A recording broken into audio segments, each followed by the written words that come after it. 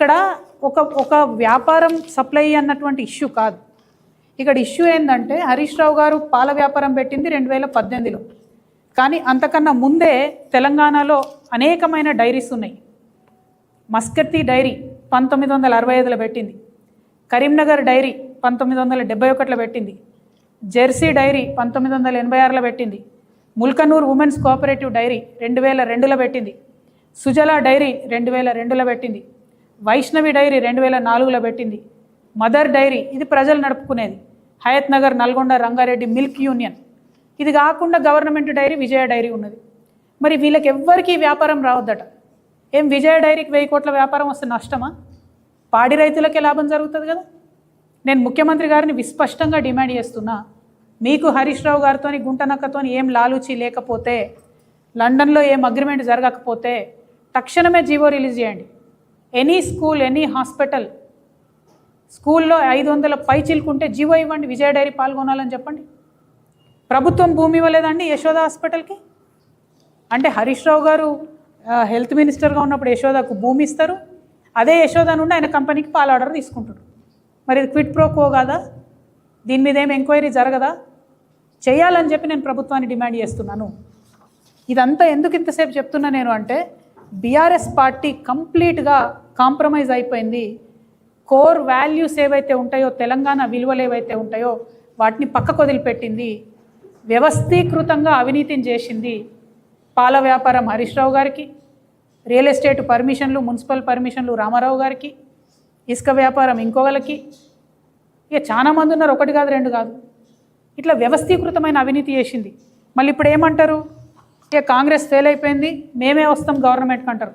కాంగ్రెస్ ఎట్లా ఫెయిల్ అయిపోయింది, వచ్చే అవకాశమే లేదు. కానీ బీఆర్ఎస్ మళ్ళీ గవర్నమెంట్లోకి వస్తే ఈ వ్యవస్థీకృతమైనటువంటి అవినీతిని సహిద్దామా? నేను ప్రజలను అడుగుతా ఉన్నా, మిమ్మల్ని నేను ఒకటే రిక్వెస్ట్ చేస్తూ ఉన్నా,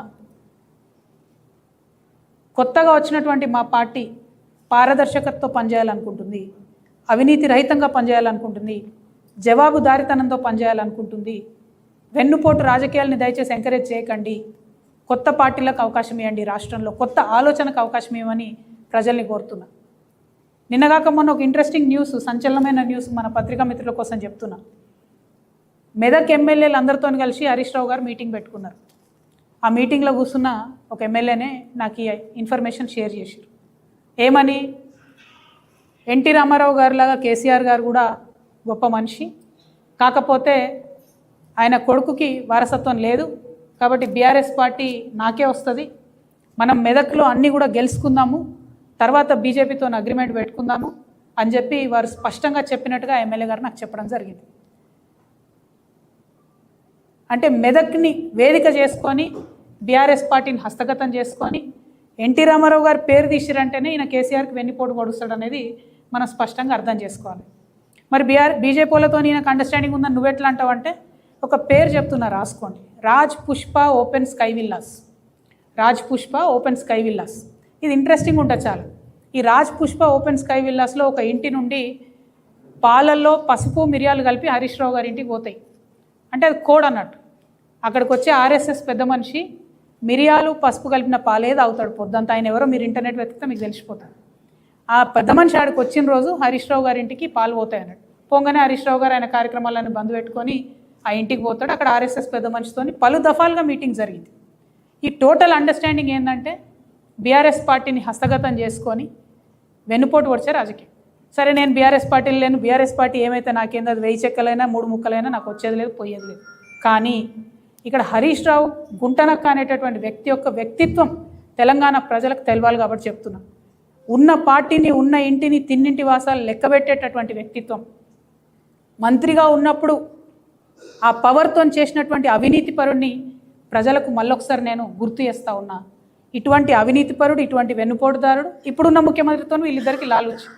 అంటే ఎటువంటి రాజకీయాలను ప్రోత్సహించాలో దయచేసి తెలంగాణ ప్రజలు ఒక్కసారి ఆలోచన చేసుకోమని నేను కోరుతున్నా. ఈ ముఖ్యమంత్రి గారు ఏం చెప్పారు తెలంగాణ ప్రజలకి? పదే పదే కాళేశ్వరంలో అవినీతి జరిగింది, ఫోన్ ట్యాపింగ్ జరిగింది. మరి ఏమైంది నాయన కేసు? ఫోన్ ట్యాపింగ్ కేసు ఏమైంది? కాళేశ్వరం కేసు ఏమైంది? అంటే ఇవి ముందుకు పోతలేవు అంటే అర్థమైంది ముఖ్యమంత్రి గారు అబద్ధమన్నా చెప్పి ఉండాలి. లేదంటే లాలూచి అన్న పడి ఉండాలి. మరి రెండిట్లో ఏం జరిగింది? ఇటు బీఆర్ఎస్ వాళ్ళతో లాలూచి, అక్కడనేమో మోడీ బడే బాయ్ అని ఆయనతో లాలూచి. అసలు ఏంది ఇది? ఎందుకు తెచ్చుకున్నాం తెలంగాణ? ఇటు ఆంధ్రోలతో లాలూచి, పొలిటికల్ పోస్టులు వాళ్ళకి ఇచ్చుడు. ప్రాజెక్టుల గురించి మాట్లాడతాడండి ముఖ్యమంత్రి గారు. నిన్నగాక మొన్న కృష్ణా నీళ్ళలో 50% ఒప్పుకొని వస్తారు ఎవరన్నా? 70% కదా రావాలి. 50% ఒప్పుకొని